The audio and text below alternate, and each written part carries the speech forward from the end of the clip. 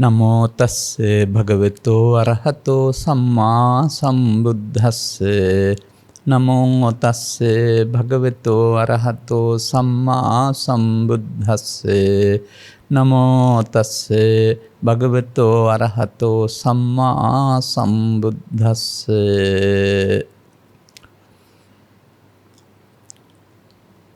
අකුසලංච පජානාති කුසලංච පජානාති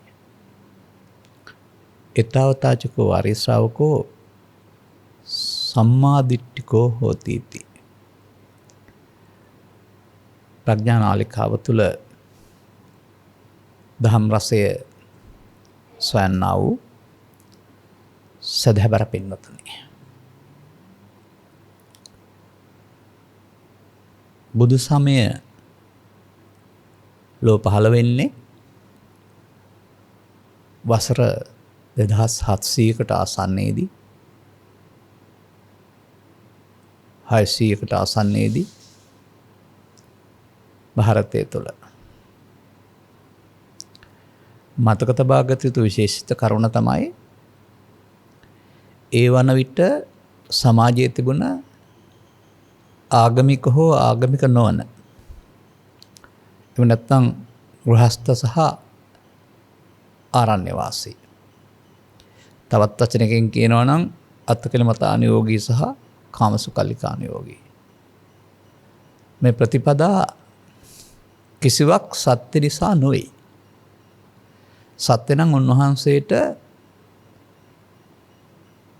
උපරිම කංසෝ විඳමින් සිට අත්කලමතානුයෝගී කෙලවර දක්වා ගොස් කිං සත්‍ය ගවේෂී කිං කුසල ගවේෂී කියන පදයෙන් සත්‍ය නම් කුමක්ද කුසල් කුමක්ද හොයමින් යන්න ඕන නැහැ. උද්දකරාම පුත්‍ර හෝ භග්ගවලං නැත්තම් මේ ලෞකික 8 වෙනි ධානය කියන තැන දක්වා යන්න පුළුවන් වුණාම මේක සත්‍ය නම් ඒක කුසලයේ නම් උන්වහන්සේට හොයන්න ඕන නැහැ. ඒ නිසා මේ බුදුවරුන්ගේ පහළවීම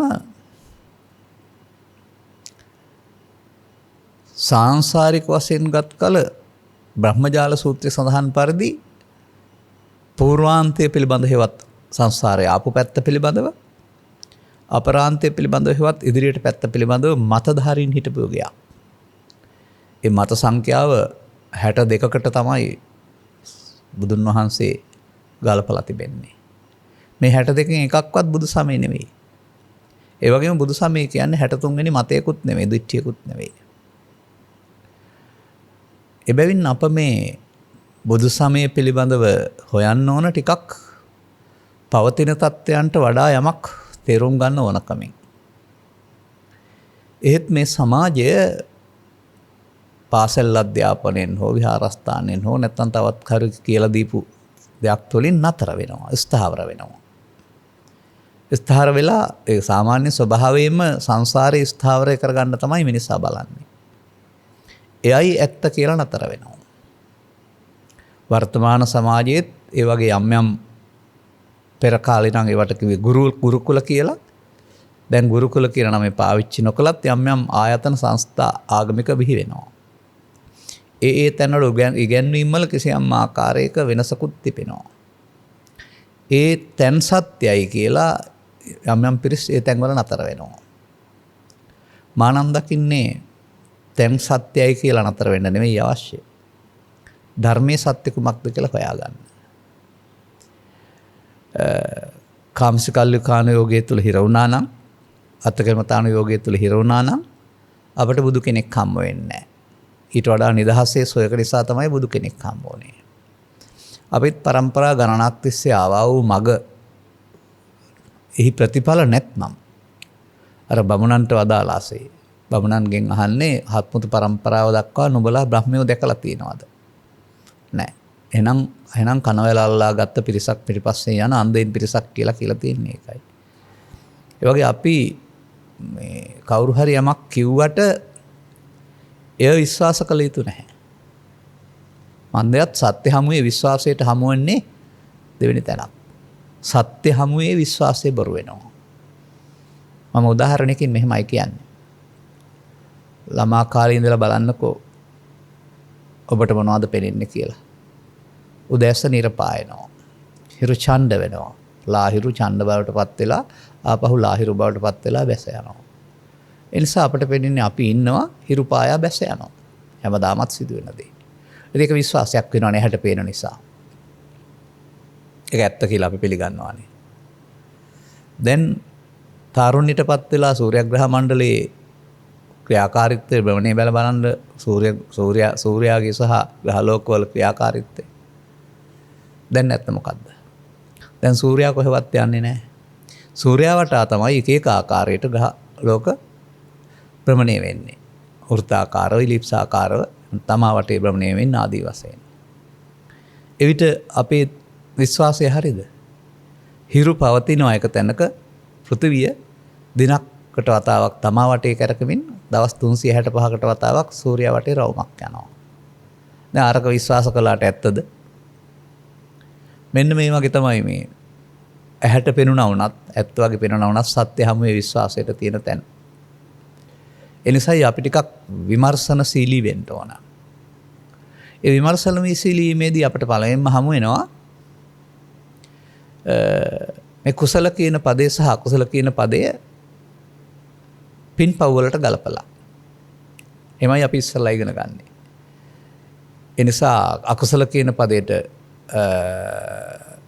පව් කියන අර්ථය අරගෙන ඊට පස්සේ කුසල කියන පදයට පින් කියන අර්ථය ගන්නවා. කුසලස්ස උපසම්පදා කියන එක සමහරට පින් රැස් කිරීම කියලාත් ගන්න අය ඉන්නවා. නමුත් මේ කුසල කියන පදේ තියෙනවා කාමාවචර කුසලය, රූපාවචර කුසලය, අරූපාවචර කුසලය කියලා ඒකට මුලින් ගදෝ වචනයක්. ඒක කුසලතාවයක් තමයි. දක්ෂතාවයක්. නමුත් ඒ එකක්වත් ලෝකෝත්තර කුසලතාවය නෙවෙයි. තව එහාට වචනයක් තියන්න ඕන මේකට ලෝකෝත්තර කුසලතාවය කියලා. ඔය කුසලතාවය කියන එක තේරුම දක්ෂතාවයක් කියන එකනේ. ඉතින් අපිට මේක හොයාගන්න පුළුවන් තැනක් තියෙනවා. අකුසල දස අකුසලයේ විග්‍රහ කිරීමේදී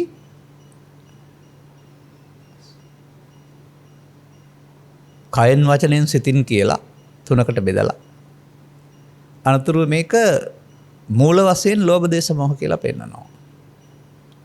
එතකොට ලෝභ දේශ මොහ යම් ආකාරයකට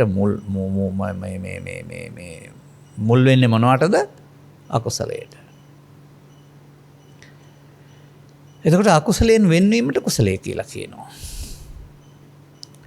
එතකොට අර 10න් වෙන්වීම ඇරුණාම කුසලයේ කියලා එතන කරන්න දෙයක් නැහැ.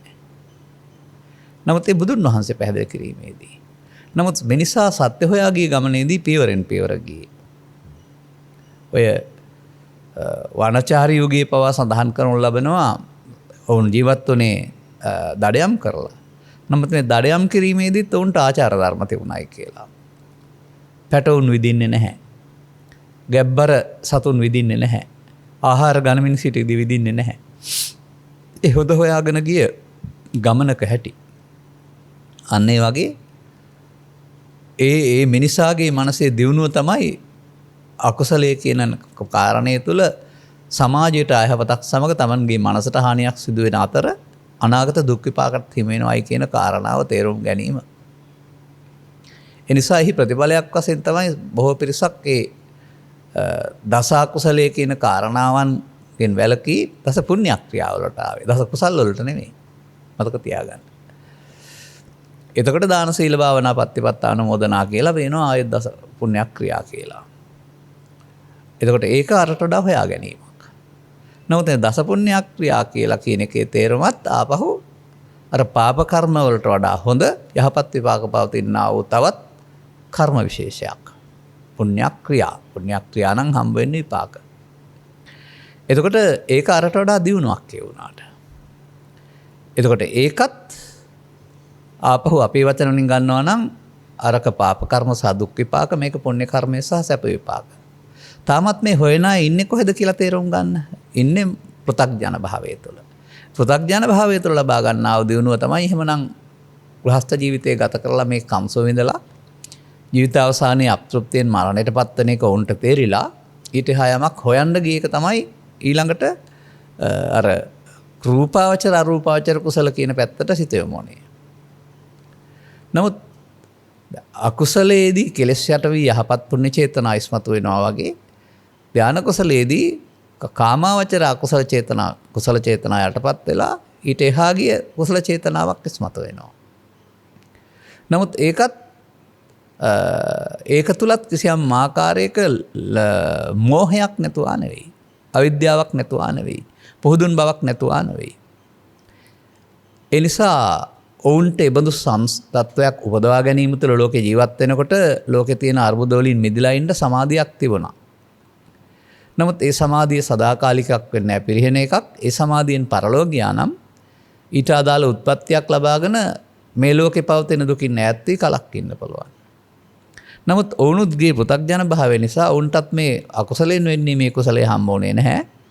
ඒ නිසා යාව සන්තා සමාපatti ආගන්තාරෝ පුනබ්බවං කියලා සාන්ත සමාපatti නම් තියෙනවා. නමුත් පුනර්භවයට එන්නේනොයි කියලා බුදුන් වහන්සේ ඔවුන්ගේ ඔය පාපකාරී පුණ්‍යකාමී ධානලාභී ලෝකෝලායගේ අනාගතය පැහැදිලි කරලා තිබුණා.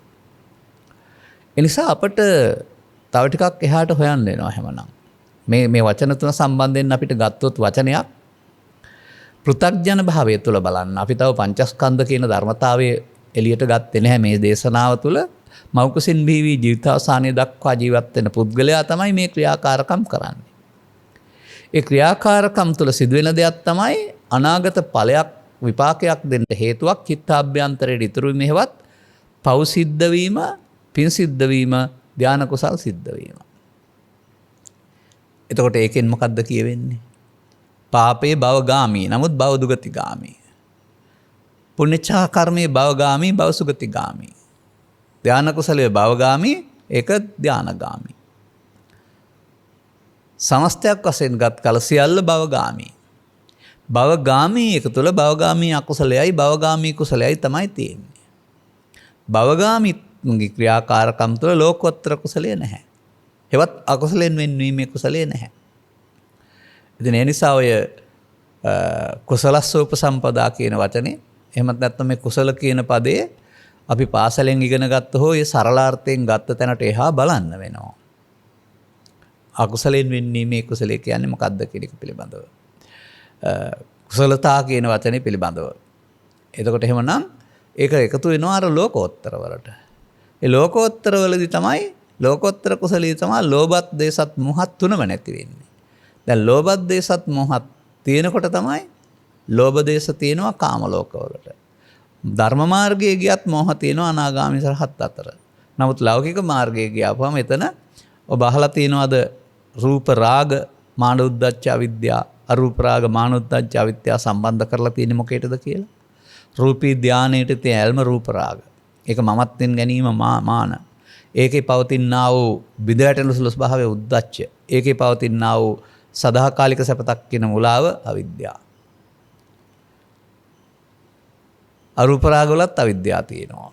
දැන් අපේ පින්නතුන් හොයන්නේ මේ අවිද්‍යාව අපට තියෙන එකක් කියලා. මේ දස සංයෝජන වල උද්ධම් භාගීය සංයෝජන වල අකට තියෙන අවිද්‍යාව අපට තියෙන එකක් කියලා කල්පනා කරන්නේ. එහෙම නැත්නම් මාන උද්දච්ච අපට තියෙන එකක් කියලා කල්පනා කරන්නේ. නෑ. සංයෝජන සූත්‍ර ආරම්භ බැලුවහම ඕරම් භාගීය සංයෝජන වලදී සක්කාය දිට්ඨිය කියන්නේම මානෙ. ඒ සක්කාය දිට්ඨිය කාම අරමුණු සම්බන්ධයෙන් අරමුණු සක්කාය දිට්ඨිය බැඳීම. ඒ වෙනුවට තමයි කාම අරමුණු යටපත් වෙලා ධාන අරමුණු ආපුවම ධාන අරමුණ වලට සක්කාය දිට්ඨිය කියන්නේ නැති වුණාට ඒකත් ආපහු රූප රාග අරූප රාග කියන්නේ. ඒ නිසා ඒවා සදාකාලික සපතක් නිවීමක් කියන හැඟීම තුළ ඒවා මමත්වෙන් ගැනීමට මාන කියලා කියනවා. එහෙනම් එතන පිරිහෙන බැවින් සහ සංසුන් බවක් සමාහිත බවක් නැති බැවින් උපසමයක් නැති බැවින් උද්දච්ච කියලා කියනවා. එහෙනම් එතනත් අවිද්‍යාව තියෙනවා නම් අපි මොකක්ද ඉගෙන ගන්න ඕන? බුදුදහමේ පෙන්වනවා අවිද්‍යාව පත්‍ය සංඛාරා කියලා එකක්. අවිද්‍යාව පදනම් කොටගෙන සත්‍යයා කුසල කුසල කර්ම රැස් කරයි. දැන් එහෙනම් අපි බුදුන් වහන්සේ පහළ වෙන්න පෙර මේ හොයා ගැනීම තුළ ප්‍රගතියක් තිබුණාට එකකට වඩා එකක ලෞකික සුවේ තිබුණාට මේක තුළ තියෙන බව තේරෙනවා අපිට. පව තුලත් අවිද්‍යාපත්‍ය සංඛාරා, පින තුලත් අවිද්‍යාපත්‍ය සංඛාරා, ලෞකික ධාන තුලත් අවිද්‍යාපත්‍ය සංඛාරා.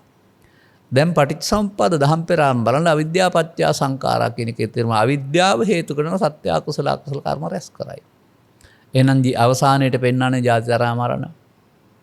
අනේ බුදුන් වහන්සේ පහළ වුණ සමාජයේ ඊට පෙර තිබුණා වූ මේ මාර්ගවලින් යම් යම් සොයන් ලබාන හිටියට ඒවසිය ලෞකිකයි. නමුත් ජාති ජරා මරණ වලට තියෙන මාර්ගය විවෘත වුණාම වැහිලා ගියේ නැහැ. නිදහස් වීම තිබුණේ නැහැ. අන්න ඒ නිසා තමයි කාමාවචර කුසලයට හෝ රූපාවචර කුසලයට වඩා එහා කුසලයක් හොයන්න උනේ කිං සත්‍ය ගවේෂී කිං කුසල ගවේෂී. එහෙනම් අපට මෙහෙම වචනයක් හිතා ගන්න පුළුවනි. භව ගාමී කියන එක තුල පැවැත්මක් සිද්ධ වෙනවා. නමුත් භව නිරෝධ ගාමී. භව නිරෝධාය ධම්මං දේශේති. ප්‍රජාව සම්බන්ධයෙන් පැහැදිලි කරන්න එහෙමයි. සතතාගතෝ භව නිරෝධාය ධම්මං දේශේති. මේ වගේ වචනයක් ගමුකෝ අපි. භව රාමා භික්කවේ පජා භව රතා භව සම්මුදිතා. ප්‍රජාව භවය කාම භවය හෝ රූප භවය හෝ දැනට අත්හම ඒක නවාතැනක් ඉස්තර නවාතැනක් වශයෙන් පිළිගන්නවා. එයින් සතුටු වෙනවා, එහි ඇලෙනවා, රතා ඇලෙනවා. අන්න ප්‍රජාවගේ බුදුන් වහන්සේ පහළ වෙන්න පෙර කතාව මේක තමයි. භව රාමා භික්කවේ පජා භව රතා භව සම්මුදිතා. සතතාගතෝ භව නිරෝධාය ධම්මං දේශේති. අන්න ඒ කොටස නේද බුදු දහම එතකොට. භවය හැදෙන්නේ කොහොමද? භවය නිරෝධ කරන්නේ කොහොමද? මට හිතෙනවා භවය හැදෙන එක පමාව කියලා. භව නිරෝධය නොපමාව කියලා.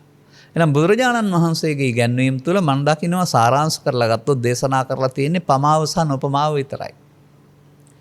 පමාව පෘථග්ජන පුද්ගලයා සතු දෙයක්. නොපමාව බුදුන් වහන්සේගේ ධර්මයේ තේරුම් ගත්ත ආර්ය පුද්ගලයා සතු දෙයක්. ආර්ය පුද්ගලයන් පාපය තුල ඇති විය හැකි, පින තුලත් ඇති විය හැකි, ධානය තුලත් ඇති විය හැකි.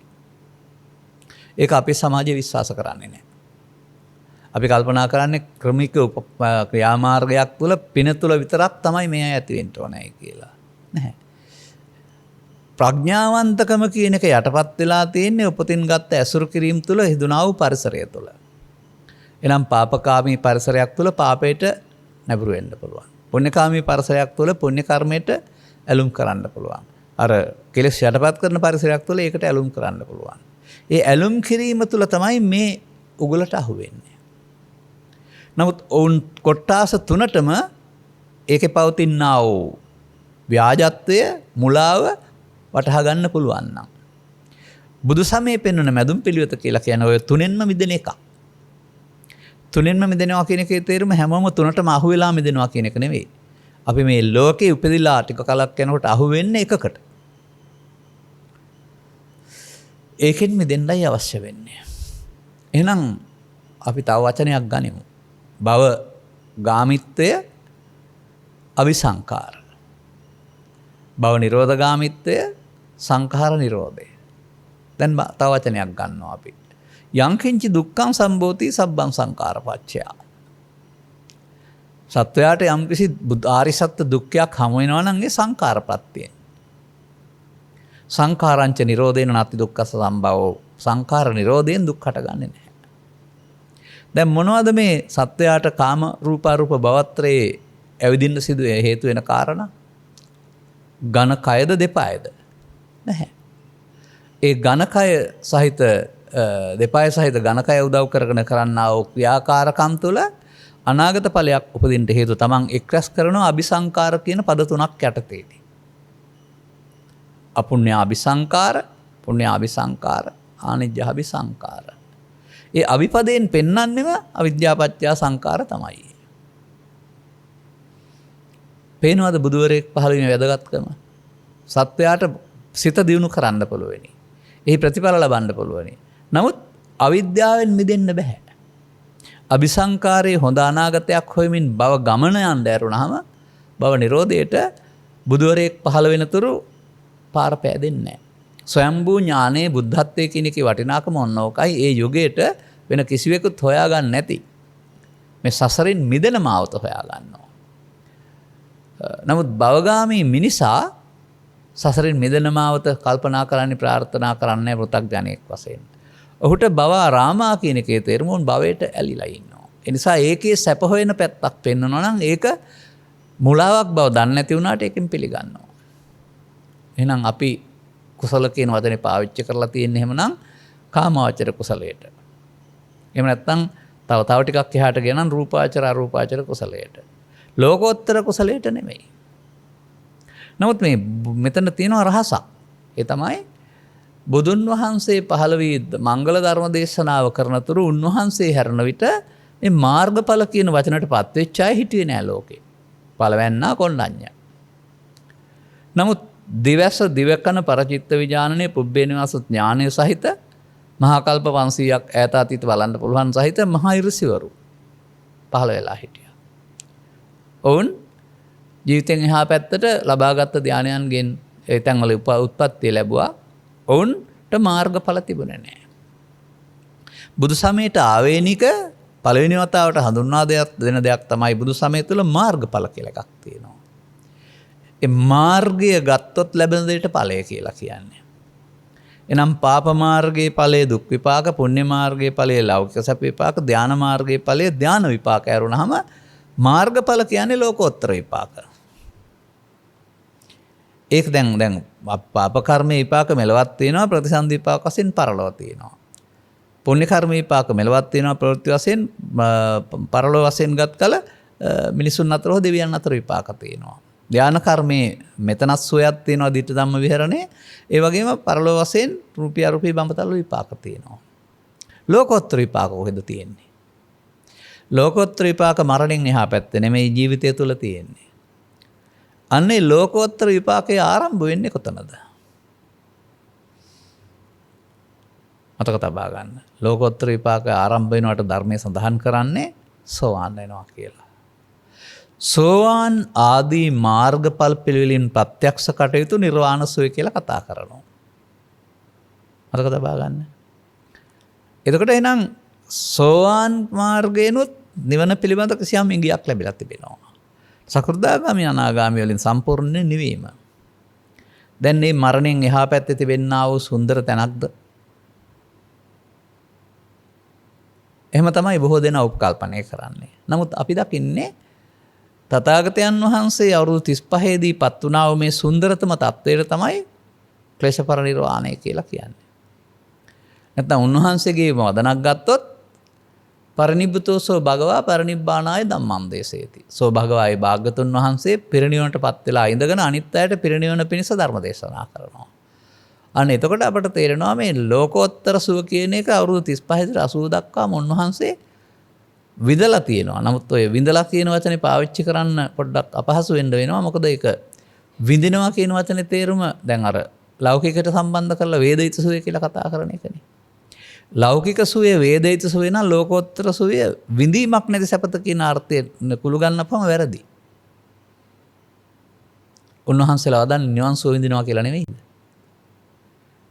සුසුකං වත ජීවාම වේරිනේසු අවේරිනෝ වේරිනේසු මනුස්සේසු විහරාම ආවරිනෝ. වෛරයේ උත්සාහවත් වූ මිනිසුන් අතර එවඳු වෛරයක් නැති අපි සුවසේ ජීවත් වෙමු. එහෙනම් මොකක්ද ඒක එහෙනම්?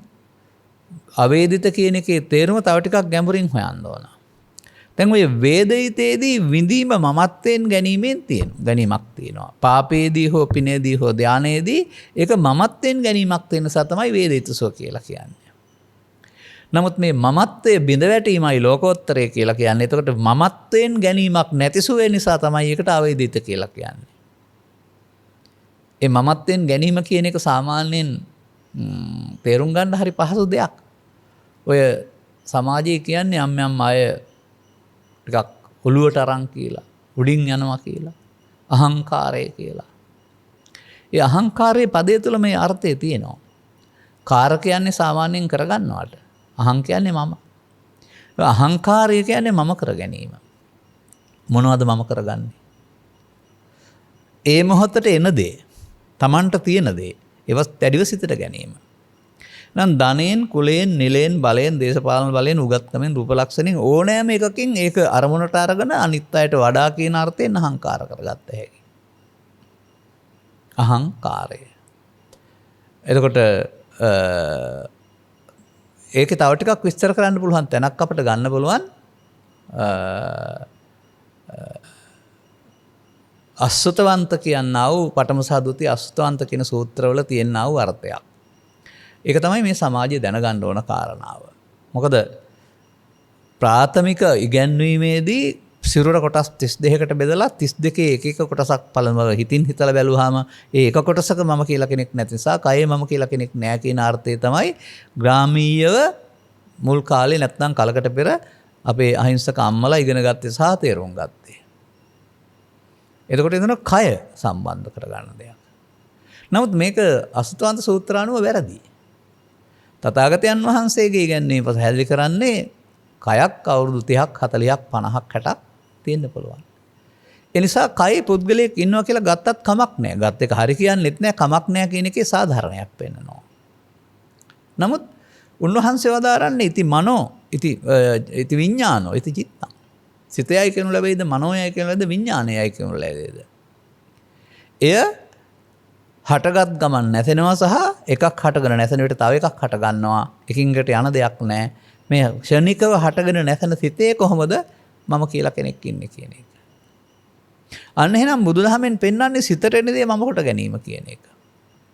දැන් හරිද එතකොට රූපයෙන්, ශබ්දයෙන්, ගන්ධයෙන්, රසයෙන්, කුලයෙන්, නිලයෙන්, බලයෙන් උගත්කමින් අරමුණක් ගත්තාම අරමුණ තුල නේද අහංකාරය තියෙන්නේ කියලා. දැන් එහෙනම් මේ අහංකාරයට මේ කාම ලෝකයේ සක්කාය දිට්ඨිය කියලා කියනවා. රූපී ධානවල රූප රාග කියලා කියනවා. අරූපී ධානවල අරූපී රාග කියලා කියනවා. ඒත් අහංකාරයේම තව පැත්තක්. දැන් එතකොට එහෙනම් නිර්හංකාර නැහැ. නිහතමානී නැහැ. ඇයි ඒකට මාන කියන්නේත් ඒකනේ. මානෙ තියෙනවා ඒකේ. මම කියන හැඟීම. දැන් එහෙමනම් අපට එතනින් එහාට තේරුම් ගන්න ඕන අකුසලයෙන් වෙන්නේ කුසලය. බව නිරෝධගාමී කුසලය. ඒක කොහොමද මිනිස්සයා කරන්නේ? ඒක තමයි අපට හොයාගන්න ඕන කාරණාව. ඒක තමයි මම කිව්වේ යම්කිසි ආර්ය පුද්ගලයෙක් බුදුන් වහන්සේ වදාළ පරිදි අකුසලයේ සහ මූලිය දනීද කුසලයේ සහ මූලිය දනී ප්‍රජානාති විශේෂයෙන් දැනගන්නවා. එhmenan අපි තේරුම් ගන්න වෙනවා. මේ පාපයේ උපාදානයේ තුල, මේ පිනෙහි උපාදානයේ තුල, මේ ධානයේ උපාදානයේ තුල පමාව තියෙනවා. අපි කොහොමද විස්තර කරන්නේ? ඒක අපිට විස්තර කරන්න වෙන්නේ පුද්ගලයෙක් මුල් කොටගෙන නෙවෙයි. අරමුණක් මුල් කොටගෙන. අරමුණක් මුල් කොටගෙන විස්තර කරන්න වෙන්නේ ඇසෙන් හෝ කනෙන් හෝ නාසෙන් හෝ දිවෙන් හෝ කයෙන් ගන්නව අපට අදාළ. අනිත් අපිට විස්තර කරන්න අවශ්‍ය නැහැ. රූපී අරූපී. අපේ ලෝකේව නැහැනේ. මේ අරමුණක් මුල් කොටගෙන මේ සසරට බැඳෙන හැටි තේරුම් ගත්තාම ඒක තමයි පමාව, ඒක තමයි අකුසලය. එතකොට ඒකෙන් වෙන්වීමට තමයි අර කුසලය කියලා කියන්නේ. එහෙනම් අකුසලයේ අවිද්‍යා සංකාර නම් අකුසලයෙන් වෙන්වීමටදී විද්‍යා විමුක්තිය හම්බ වෙන්න ඕන. ඒ නිසා මේ පිළිබඳව තේරුම් ගැනීමේදී ඔබට මෙතෙක් ඇසූ ධර්මදේශනාශ්‍රයෙන් ඔබ තුළ සිදුවෙන්නා වූ ක්‍රියාකාරකම ඇස තුළ, කන තුළ, නාසය තුළ, දිව තුළ සිදුවෙන්නා වූ ක්‍රියාකාරකම සිතේ ක්‍රියාවක් වශයෙන් ඒක විවරණය කර ගැනීමේ හැකියාවක් තියෙන්න ඕන. පස් ආකාරයකට. අරමුණ රූප රූපය, අරමුණ ශබ්ද රූපය, අරමුණ ගන්ධ රූපය, අරමුණ සිතින් එන්නා වූ ලෝභ දේශ මොහ ධම්ම රූපය, අරමුණ විඳින එක වේදනාව, අරමුණ හඳුනන එක සංඥාව, අරමුණේ බැඳෙන එක සංඛාරය, මේ හතර දැනගන්න එක විඥානය. දැන් අරමුණේ තණ්හාව රූප තණ්හාව, අරමුණේ තණ්හාව ශබ්ද තණ්හාව, අරමුණේ තණ්හාව ගන්ධ තණ්හාව. එතකොට ඒකත් ගැලපෙනවානේ. එතකොට චෛ මේ තණ්හා කායෝ දරවල් හයෙන් තණ්හායකුත් හට ගන්නවා. අපි දැන කතා කරන්නේ කාම විතරයි අපට අදාළ නිසා.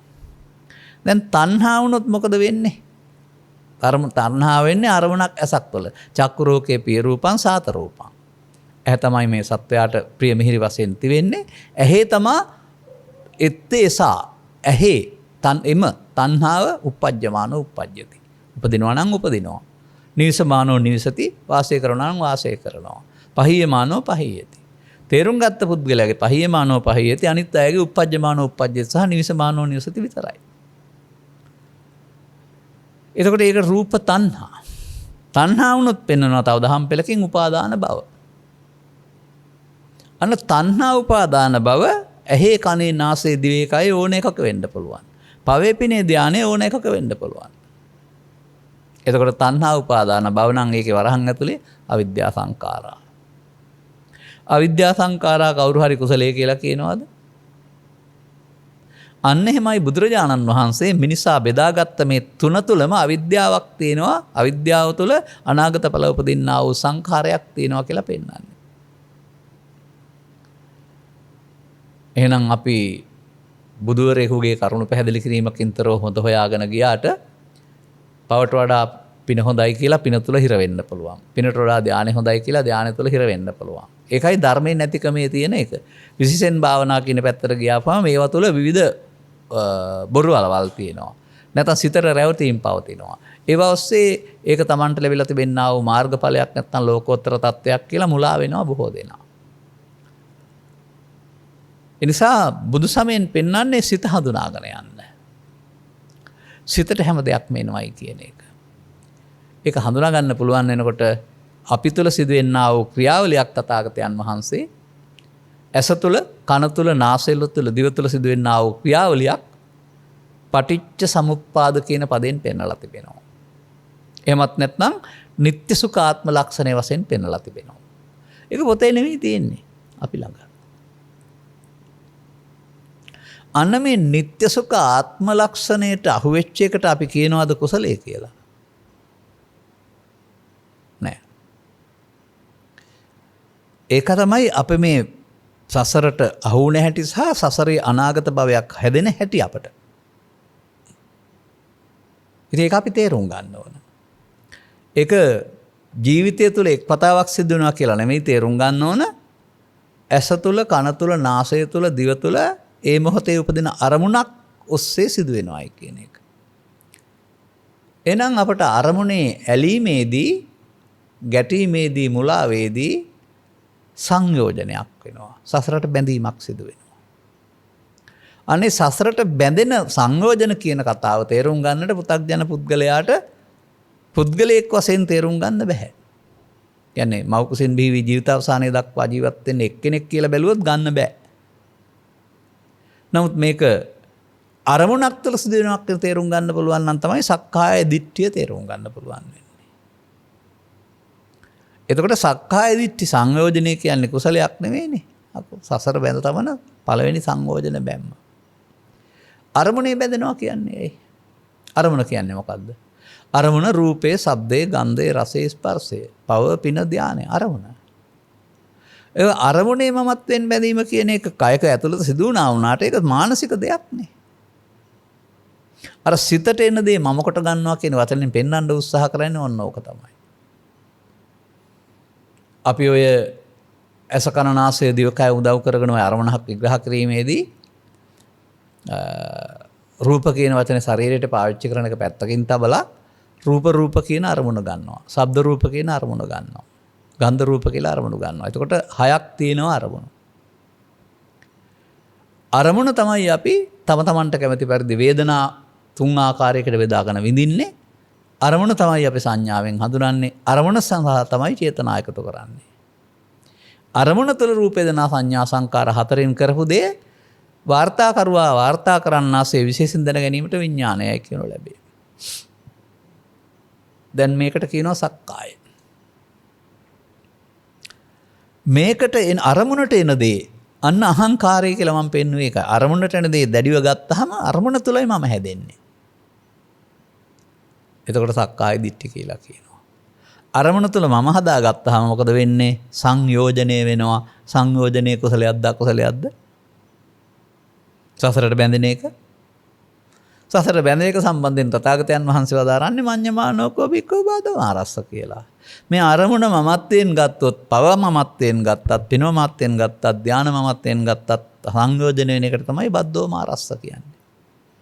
ඔන්න පමාව. ඔන්න භව ගාමිත්වය. දැන් එහෙනම් මේක තේරුම් ගත්ත පුද්ගලයාට මේ බැඳීම වෙනුවට ඒ මොහොත නොබැඳී ඉන්නට අවශ්‍ය භව නිරෝධ ගාමිත්වයකටපත් වෙන්න වෙනවා. දැන් එතකොට එහෙමනම් පෘථග්ජන පුද්ගලයා පව තුළ පින තුළ ධානය තුළ අල්ලා ගැනීම නම් වූ පමාවේ නේද ඉන්නේ. අපි තාමත් පෘථග්ජනයි කියන වචනේ තේරුම අරමුණු මමත්වයෙන් ගැනීම තේරුම් අරන් නැහැ කියන එක නේද? එහෙනම් ඔහුට අහංකාරය තුළ නැත්නම් මමත්වයෙන් ගැනීම තුළ අනාගත සසරක් කාම රූප භව අරූප ඔස්සේ හැදෙනවා නේද? මෙන්න මේ අනාගතයට හේතු ඉතුරු තබා අවසන් කිරීමේ ක්‍රියාවලිය නවත්තන්න පුළුවන් කෙනා කවුද? සක්කාය දිට්ඨි පහාන සූත්‍රය කියලා පෙන්නනවා. අත්තාන දිට්ඨි මූහච්ච කියලා පෙන්නනවා. සක්කාය දිට්ඨියට නොපැමිණ ඉන්න උත්සාහ කරන්න. ඒ කියන්නේ දවසට සැරයක් ජීවිතේට එක වතාවක් නෙමෙයි අරමුණ සක්කාය දිට්ඨියට නොපැමිණ ඉන්න. මෙන්න මේක කරන්න පුළුවන් කාටද? අන්නේ කටයුත්තට බුදු සමය පෙන්නනවා, විදසුන් වඩනවා, භාවනා කරනවා, කර්මක්ෂය කරනවා කියන වචන පාවිච්චි කරනවා. අප්‍රමාද වෙනවා, නොපමා වෙනවායි කියලා. සිහියෙන් කටයුතු කරනවායි කියලා. එතකොට මේ කාරණය පිළිබඳ තේරුම් ගත්ත පුද්ගලයාට මේ වර්තමාන මොහොත ස්වර්ණමය අවස්ථාවක්. තේරුම් ගත්තේ නැති කෙනාට වර්තමාන මොහොත අනාගත සසර හදන්ට අවස්ථාවක්. පව ඔස්සේ, පින ඔස්සේ, ධානය ඔස්සේ. එතකොට ඔවුන් එහෙනම් ලෞකික කියන්නේ ඇයි? ලෝක කියන්නේ ඇයි? පෘථිවියද? නෑ. රූප වේදනා සංඥා සංකාර පහට ලෝක කියනවා. ඒකේ පවතින දුකට තමයි ලෝක කියන්නේ. එතකොට එහෙනම් දුකට අයත් තමයි ලෞකික කියලා කියන්නේ. ඔය ලෝකස්ස බික්කවේ සමුදයංච අත්තගමංච දේශස්සාම කියන එකේ ලෝකේ හට ගන්නවා කියන එකේ පෙන්ලා තිබෙන්නේ රූප වේදනා සංඥා සංකාර විඥාන කියන උපාදානස්කන්ධ පහ තමයි ලෝකේ කියන්නේ. ඒකට අයත්. ඒ උපාදානස්කන්ධ තුල පවතිනා වූ සුඛයට ලෞකික සුඛ කියනවා. සුඛක් නැතුව නෙවෙයි. ඒකයි වේදිත සුඛය කියලා කියන්නේ. නමුත් ඒ ලෝක ඒ රූප වේදනා සංඥා සංකාර පහයි එකේ අමමත්වයේ දුර වෙනකොට තියෙන සුවයට ලෝකෝත්තර කියනවා. ලෝකයෙන් එතර කියලා විග්‍රහ කරන්න එපා ලෝකෝත්තර. බාහිර ලෝකයෙන් එතර කියලා. උත්තරීතර. දැන් මේ ලෝකෝත්තර සැනසීම කාටද තියෙන්නේ? පෘථග්ජන කිසිවෙකුටත් නැහැ. ආරම්භ වෙන්නේ සෝවාන් වලින් එහා පැත්තට. දැන් එහෙනම් ලෝකෝත්තර කුසලය කුසලතා කියන එකේ තේරුම අකුසලෙන් වෙන්නේ මේ කුසලයේ කියන එක වළංගු වෙන්නේ එහෙනම් සෝවාන් වලින් එහාට නේද? කුසලස්ස උපසම්පදා. සබ්බපාපස්ස අකරණං හිදී. ඒ පාප කියන්නේ සතුන් මැරීම, හොරකම් කිරීම කියන වචනට ගන්න නැතුව උපාදානයේ පාපේ වශයෙන් දකින්න. උපාදානයේ පාපේ නම් උපාදානයේ නොවීමට කියනවා කුසලයේ කියලා. ඕන දැන් අපට එහෙමනම් මේ අපි ගමන් කරන ගමන පයින් පාදයක් තබන විට පියවරෙන් පියවරට ඉස්සරහට යන්නාසේ අරමුණෙන් අරමුණට මැරමින් ගමනක් යන බව තේරෙනවා නම් ඒ අරමුණ තුළ තමයි සතර හදන්නේ කියලා තේරෙනවා නම් අරමුණ තුළ සතර හදන්න නැතුව ඉන්න ගන්නකොට කුසලයේ වෙනවා. මේක සම්බන්ධයෙන් මම ඉදිරිපත් කරපු අදනක් තියෙනවා සමාජයට. ධර්ම න්‍යායක් තථාගතයන් වහන්සේ වදාරලා තිනවයි කියලා මේ අපි නොසිතූ දෙයක්. තථාගතෝ වික්ඛවේ අරහං සම්මා සම්බුද්ධෝ බුදුර ලෝකෙට පහළ වෙලා ද්වේ ධම්ම දේශනා පරියායන බවන්ති. අරුත් වශයෙන් ගත් කල ධර්ම දේශනා ධර්ම න්‍යාය දෙකයි දේශනා කරන්නේ. පාපම් පාපකතෝ පස්සතාති ආයම් පඨම ධර්ම දේශනා. පාපේ ලාමක වශයෙන් දකින්න නොනින් දකින්න ඒක තමයි පළවෙනි ඉගැන්වීම. දැක්කා නම් පාපම් පාපෝද දිස්වා තත්ත විරජ්‍යත විමුච්ඡත නිබ්බින්දතාති. පාපේ කලකිරෙන්න නොඇලෙන්න විදෙන්න. ඒ කියන එක ගත්තොත් එහෙම සතුන්ව මැරීමට ඊට පස්සේ අපිට ලෝකෝත්තර අර්ථයක් හම්බ වෙනවද? නමුත් බුදුවරු මේ දෙක විතරයි දේශනා කරන්න කියන එකේ තේරුම පාපය භවගාමී. පාපෙන් මිදීම භව නිරෝධගාමී. පාපේ ලෞකිකයි පාපෙන් වෙන්නීම ලෝකෝත්තරයි. පාපේ අවිද්‍යාපත්‍ය සංඛාරා අවිද්‍යා නිරෝධයෙන් සංඛාර නිරෝධයේ කුසලයේ. එහෙම හිතලා තේරුම් ගන්න ඕන. ඒක ගැලපෙනවා අපූර්වට. එවිට අපි කතා කරන පුද්ගලයා කරන එක වචනයක් වෙනුවට ඇසේ හෝ කනේ හෝ නාසයේ හෝ දිවේ කයේ හෝ කාම රූප අරූප යටතේදී යම් අරමුණක් උපාදාන වීම වද්දෝ මාරස්ස අඤ්ඤමානය. එහෙනම් ඒක මොකද්ද? උපාදානයේ පාපයයි. අන්න උපාදානයෙන් මිදෙන්න බැරි වුණා හොඳ දේවල් හොයන අයට. පාපේ උපාදානයෙන් ඉවත් වෙලා පිනේ උපාදානයේ, පිනේ උපාදානයෙන් ඉවත් වෙලා ධානයේ උපාදානයට ආවම උපාදානය වෙනවා කියන වර්ධ තේරුම් ගන්න බැරි වුණේ ඇයි? පංචස්කන්ධ නම් වූ ධර්මතාවයක් තුළ සිදුවෙන මේ ශනික ක්‍රියාවලිය අර දෙසටක් මිසදිටු වල විග්‍රහ නොවන බැවින්. එහෙනම් වුන් පාවිච්චි කරලා තියෙන්නේ කොමක්ද? අපාය යන්න, දිව්‍ය ලෝක යන්න, බඹලෝ යන්න පංචස්කන්ධයේ ආත්මේ පාවිච්චි කරලා තියෙනවා.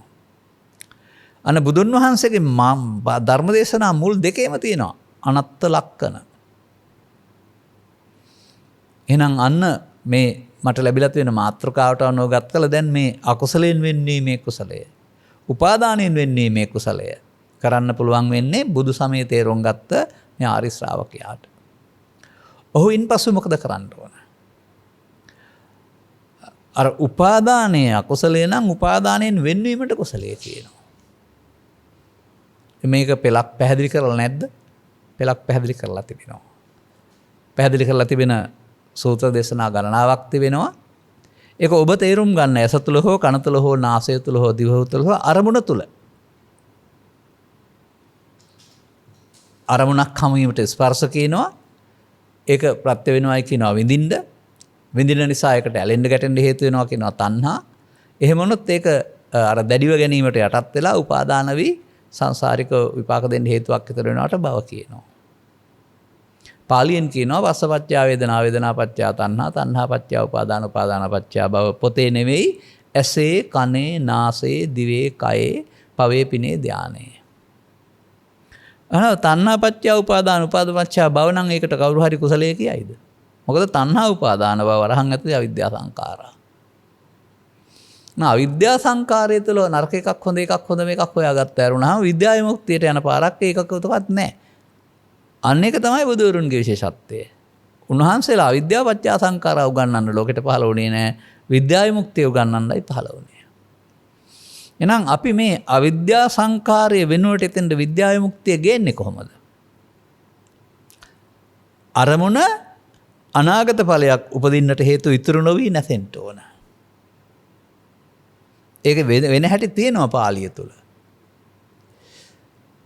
නමුත් අපි මෙතන පුරුදු වෙලා ඉන්නේ යම්කිසි කාරණයක් තුල එන්නා වූ අරමුණට එකඟ වෙලා අරමුණට රැවටිලා අරමුණ ක්‍රියාත්මක කරන්න. ඒ අරමුණට වහල් වුණාම අරමුණ ලෝභයෙන් හෝ දේශයෙන් හෝ මොහෙන් ගැනීමක් තියෙනවා. එතකොට ක්‍රියාත්මක වෙන්නේ මමත්වය. එහෙනම් ඒක නසන්න බෑ. මේ ලෝකෝත්තර පුද්ගලයාගේ නැත්නම් ආර්ය පුද්ගලයාගේ වෙනස මොකක්ද එහෙනම්? ඔවුන්ට හමු වෙනවා මේ අරමුණු ඇතිවි නැති වෙන විට ස්වභාවයෙන්ම පවතිනා වූ සංසුන් ස්වභාවයක්. නැතිවීම තුලින් තමයි ඒක හමු වෙන්නේ.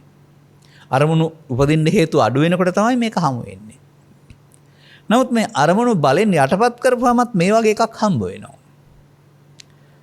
විවිධ අරමුණු එන්න නොදී ඒක අරමුණට හිතුවර කරන් පස්සේ යම් කාලයක් එතකොටත් හම්බ වෙනවා මේ වගේ සංසුන් තැනක්. නමුත් ඒ සංසුන් තැන හම්බ වෙන්නේ අරමුණු නැතිවීම තුළ නෙමෙයි.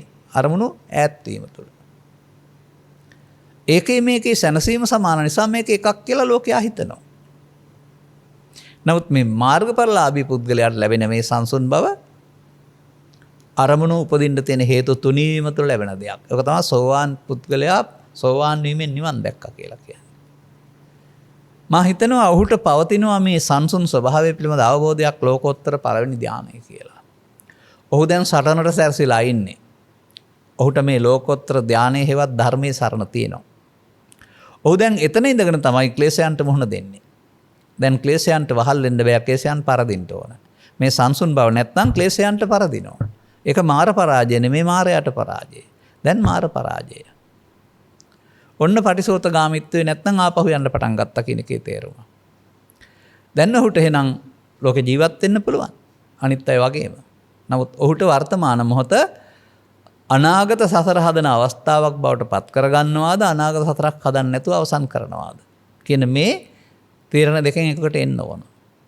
ඔය යම් වෛද්‍යවරු යම් රෝගීන්ට ඇතිවෙනා වූ රෝගී තත්ත්වයන් නිරීක්ෂණය කරලා දෙකෙන් එකක් තෝරගන්න කියලා කියනවා. සරලම උදාහරණයකින් ගනිමුකෝ අපි මත්පැන් පානයට හුරු වෙලා හිටියා. දැන් ඔහුගේ ආත්මාව විදිමිලා නැත්නම් වකුගඩු නරක් වෙන්න. තවදුරටත් ප්‍රතිකාර ලබන්න ආවොත් මරණයට තමයිපත් වෙන්නේ. දැන් එහෙනම් බොනවද නොබොනවද දෙකෙන් එකක් තෝරගන්න. බොනවා නම් මරණයට සූදානම් වෙන්න, නොබොනවා නම් හොත කරගන්න පුළුවන්. අන්න ඒ වගේ මෙතන දෙකෙන් එකක් තෝරගන්න වෙනවා. අපිට ඒ එන මොහොත පරණ පුරුදු පාරට අහු වෙලා මරුවසඟයට ගිහින් ප්‍රතික්‍රියා දක්වන්න යනවද? එහෙම නැත්නම් ප්‍රතික්‍රියා නොදක්වා ඉවර කරනවද? සාමාන්‍යයෙන් බමුණන් ප්‍රතික්‍රියා දැක්වූ හැටි පෙන්නනවා. බුදුරජාණන් වහන්සේගේ මේ ධර්මයේ ප්‍රචාරය වීම තුළ මුන්ට තිබෙන ලාභ සත්කීර්ති ප්‍රශංසා නැති වුණායි කියලා ඔවුන්ගේ ඊර්ෂ්‍යාව ක්‍රියාත්මක වුණේ ලින් වලට පොල්ලෙලි දාලා වහපුවා වැහිමින්. ඔබටත් මෙහෙම ඊර්ෂ්‍යාව ක්‍රියාත්මක වෙන්න පුළුවන්. සතෙක් සම්බන්ධයෙන්, දරුවන් සම්බන්ධයෙන් කැම තියෙන දෙයක් වළක්වන්න කටයුතු කරන එක. අන්න එහෙම තමයි අපිට මේ ආත්මාර්ථය ක්‍රියාත්මක වෙන්නේ. මමත්වෙන් අරගෙන තවත් කෙනෙකුට ඒක හිමි වෙනවට කැමති නැත්නම් අන්සතු සැපතක් දැක දලලොබිනේ උන්ට නොවි මට වේ වැය සිද්ධ නැත්නම් උන්ට නොදී ඉන්න කටයුතු කරනවා.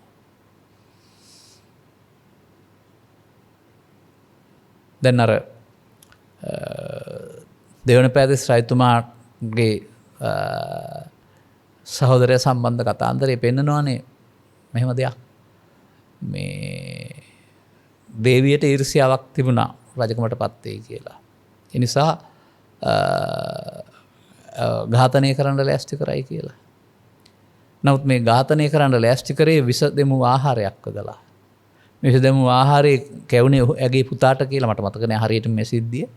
එතකොට අර දුෂ්ට චේතනාවකින් ඝාතනය කරන්න හැදුවේ වෙන කෙනෙක්. නමුත් මරණයටපත් උනේ තමන්ගේ පුතා. ඔක ජාතක කතාවකක් තියෙනවා. කෙනෙක් මරන්න ඕන වුණා. ඊට පස්සේ ලියුමක් ලියලා යවනවා. මෙන්න මේ ලියුම අරන් එන පුද්ගලයා ගඩොල් පොරණට දාලා පුච්චන්න. යනකොට මේ ඥාති සහෝදරයා තමයි හම්බ වෙන්නේ. ශ්‍රී ලංකර කර ඉන්නවා. මෙයා යවන්න බෑ. මං ඔක අරන් යන්නම් කියලා අර කියපු කෙනාගේ පුතා තමයි ලිපිය අරන් යන්නේ. මෙයා දන්නේ නැහැ කවුද කියලා. තමන්ගේ දරුවා තමයි ගඩොල් පොරණයට දැම්මේ. ඝාතනය වුණේ. මේ රජකම සම්බන්ධයෙන් ඇති වෙන්නා වූ ඊර්ෂ්‍යාව තුළ තියෙන ඔය තමයි ඔය ප්‍රතික්‍රියා කියන එක. ප්‍රතික්‍රියා හැමතැනම පවතින ඊර්ෂ්‍යාව සිදු වෙන්නේ අන්තිම තමන්ට හානිය. මේ වගේ ඉතින් ඕන තරම් කතා තියෙනවා එකක් දෙකක් මතක් කළේ. ඒ නිසා අපිට මේ මොහොත ප්‍රතික්‍රියා දක්වන්න නෙමෙයි තිබෙන්නේ. අවසන් කරන්න. අන්න ඒක තමයි මේ භව නිරෝධත්වේ නැත්තම් කුසලය.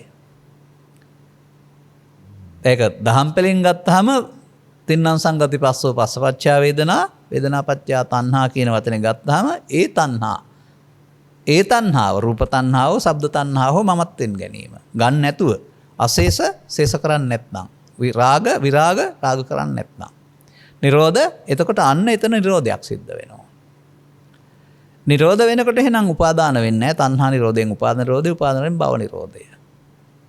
අන්න පටිසෝතගාමිත්වය අන්න අකුසලයෙන් වෙන්වීම දැන්පත් වෙන්නේ කුසලයට. තණ්හා උපාදාන භව අවිද්‍යා සංඛාරා නම් තණ්හා නැත්නම් උපාදාන නැත්නම් භව නැත්නම් ඒකට කියනවා විද්‍යාව මුක්ති. අන්න අකුසලයෙන් වෙන්නේ මේ කුසලේ උපාදානයෙන් තොර වුණා.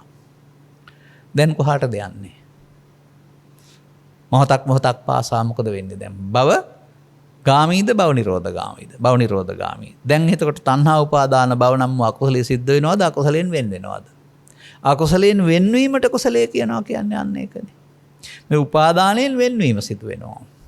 එතකොට එහෙනම් අර අபிසංකාර අපුඤ්ඤාபிසංකාර පුඤ්ඤාபிසංකාර අනිජ්ජාபிසංකාර කියන අபிසංකාරය වෙනකොට සංඛාරේ නිරෝධයේදී හම්බ වෙනවා තවත් කුසලයක්. ඒක ලෝකෝත්තර කුසලය. සෝවාන් සිත රහත් දක්වාම හිමි වෙන්නේ මේ ලෝකෝත්තර කුසලය.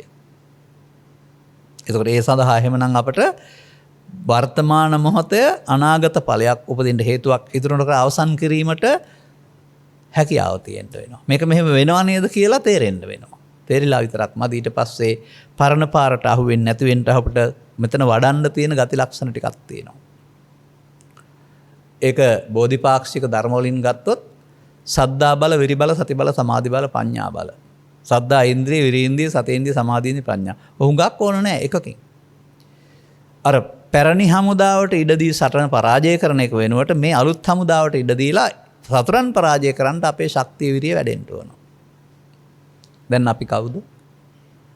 ආපහු යන අය. අනාර්යෝද? නෑ ආර්යෝ. දැන් එහෙනම් වර්තමාන ස්කන්ධ පංචකය උපාදාන වීම කියන එක අකුසලය නම් උපාදානෙන් නොවීම අකුසලයෙන් වෙන්වීමයි. දැන් හමු වෙන එකකට වචන කියන්න බෑ ලෝකෝත්තර කුසලයේ කියලා කතා කරනවාම. දැන් ලස්සනට ගැලපෙන්නේ නැද්ද කියලා බලන්න. අර හැමෝම ස්කන්ධ පංචකේ පාවිච්චි කළේ නැතුව පවේ උපාදානයේ, පිනේ උපාදානයේ, ධානයේ උපාදානයේ උපාදානය වීමෙන් භවගාමී වුණා. අනුපාදාය මුච්ඡanti නැති දුක්ඛස සම්භව ඔබට උපාදාන නොවි මිදෙන්න පුළුවන් නම් දුක්කට ගන්න නැහැ කියන එකට ගැලපෙනව නේද? එහෙනම් අපට ශික්ෂාපද සංවරය තුළ සමාජයේ හිටියට ක්‍රියාත්මක කරන්න වෙන්නේ අරමුණක් තුළ. වර්තමාන අරමුණක් තුළ.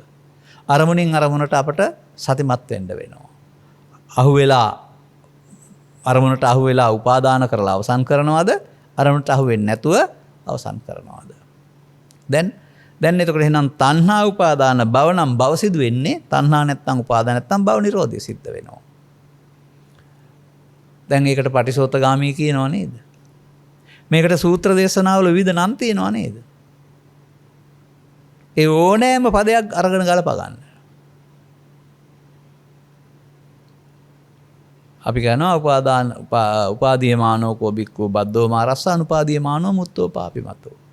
මඤ්ඤමානෝ බික්ඛු බද්දෝ මාරස්ස මඤ්ඤමානෝ මුත්තෝ පාපිමතෝ. අභිනන්දනමානෝ බික්ඛු බද්දෝ මාරස්ස අනවිනන්දනමානෝ මුත්තෝ පාපිමතෝ. යංකෝ බික්ඛවේ අනුසේති අනුමීයති තේන සංකං ගච්ඡති. නානුසේති නානුමීයති නතේන සක්කං ගච්ඡති. මේ පෙන්වන්නේ පමාවයි නොපමාවයි නේද? එකකින් පෙන්වන්නේ ඔබ ආගමන ධර්මේ නොතේරන කාලේ. දැන් පෙන්වන්නේ ඔබ යන්න ඕන ගමන.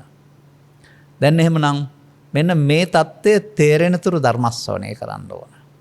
අනතුරුව තුම්මේ කිච්ඡං ආතප්පං ඔතෙන් දෙනවා. ඔබ විසින් මේ කරන්න ඕන. තථාගතතුරු ඔබේ කෙලෙස් හදලා දුන්නෙත් නැහැ, නැසලා දෙන්නෙත් නැහැ. ඔබ විසින් මුලා වීම තුළ තමයි ක්ලේශයන් හදාගෙන දුක් හදාගත්තේ. ඔබ උත්සාහයෙන් ආපහු අනාගත සසරක් හදන හේතු ඉතුරු නොකර අවසන් කිරීම නැමැති මේ කටයුත්තට වීරිය කරන්න ඕන. දැන් එතකොට එහෙමනම් මෙන්න මෙතනදී ඊට පස්සේ මේ தත්වයන් තුළ මේ ලෝකේ තියෙන කාරණාවට ගැටෙනකොට චිත්තාභ්‍යන්තරෙන් එන්න ලෝභයක් ද්වේෂයක් මොහයක් නැතුවම එතන තියෙනවා කිසියම් ආකාරයක සෝයක්. ඒකට කියනවා ඊට පස්සේ අවේදිත සෝය කියලා. සෝයක් නැතුව නෙමෙයි සෝයක් තියෙනවා. ඒකයි බලන්න අර නොමිලේලත් නිවන් සුව වළඳනවා කියලා පෙන්වන්නේ. ලද්ධා මුදා නිබ්බුතින් ගුඤ්ජමානා. ජීවිතෙන් එහා පැත්තේද නෑනේ. එහෙනම් ඒක සෝයක් නෙමෙයිද? දුකක් නැති එකම සෝය. ඊර්ෂ්‍යාවක්, ක්‍රෝධයක්, වෛරයක්, පැහිමක් නැති එකම සෝය. ඒක නිසා එහෙම කරලා බලන්න ඕන සෝයක් තියනව නැද්ද කියලා. මේ සෝයට තර්ජනය කරන්න පුළුවන් බලවේගයක් ලෝකේ නැහැ. තියෙන බලවේග තමයි ලාභාලාභ සැප දුක් නින්දා ප්‍රශංසා ආසයස කියලා කියන්නේ. ඒවට බලපෑම් කරන්න බෑ මෙතෙන්ට.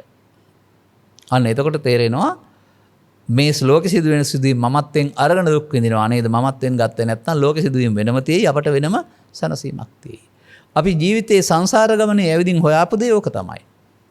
මේක අපට හොයන්න බැරි වෙනවා ධර්මයේ තුලින් ගියේ නැත්නම් අපි හොයන්නේ ලෞකික සෝයක්. මේක හොයාගන්න හම්බුනෙන් පස්සේ ජීවිතය තුළ හොයන්නේ ඕක තමයි කියලා තේරෙනවා මිනිස්සු. ඔය කාලය ධනෙ සමය කැප කරලා වෙහස මහන්සියලා හොයන්නේ ඕක. නමුත් හොයන්න පාර හම්බුනේ නැතුවම හමු වෙන්නේ 16න් එකක්. 16න් එක වෙනුවට 16න් 15ක් සමීප කරගන්න ඔබට මේක උදව් වෙනවා, උපකාර වෙනවා.